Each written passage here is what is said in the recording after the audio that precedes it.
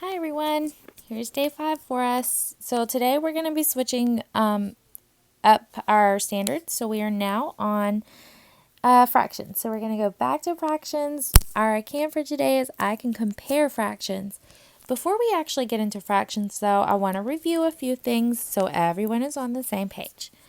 All right, so remember our numerator is on the top and our denominator is on the bottom. Our denominator tells us how many pieces our whole has been partitioned into, okay? So if the fraction is 2/3, I'm going to draw a rectangular model and I'm going to draw a circular model so we all can see both models. I'm also going to draw a number line, okay? So 2/3, I'm going to partition this fraction into thirds.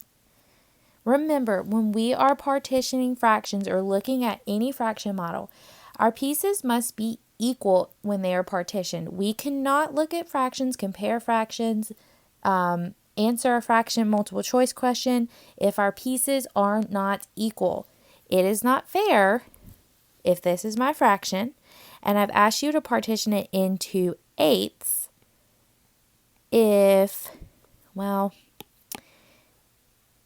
let's say thirds. If this is my fraction and I've asked you to partition it into thirds, is it fair the way I've partitioned it? Are my pieces or parts equal? No, it is not fair if someone gets this little third here and someone gets this third here. Our pieces must be equal, okay? So 2/3, I'm going to shade 2/3 or 2 out of the 3. I'm going to model it on my circular model here, and I'm going to try to make it as equal as possible. I know it's not perfect. I'm going to shade 2 as well. And I'm going to model it on my number line here.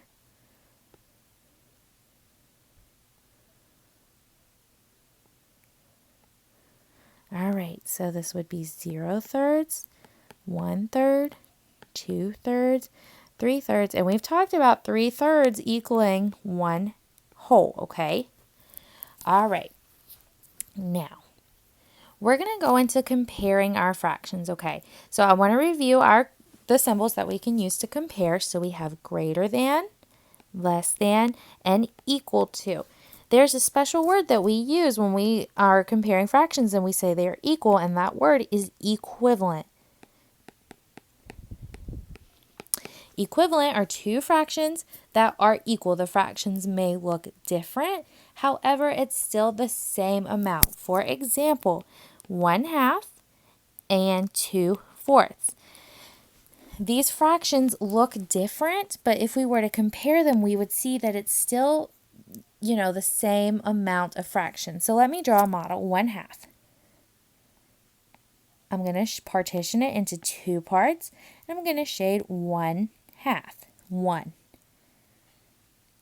2/4, I'm going to partition it into fourths, and I'm going to shade 2, 1, 2.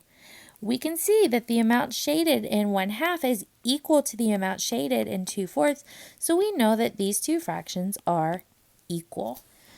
All right, now let's go into comparing fractions, okay? So I'm going to start off with my fraction bars.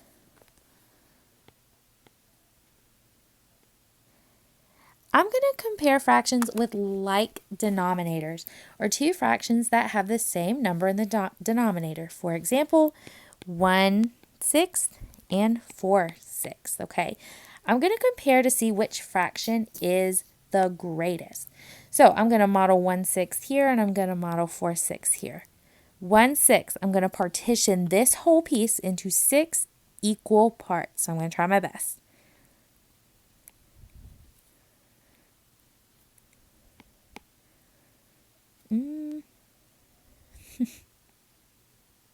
Okay, there we go.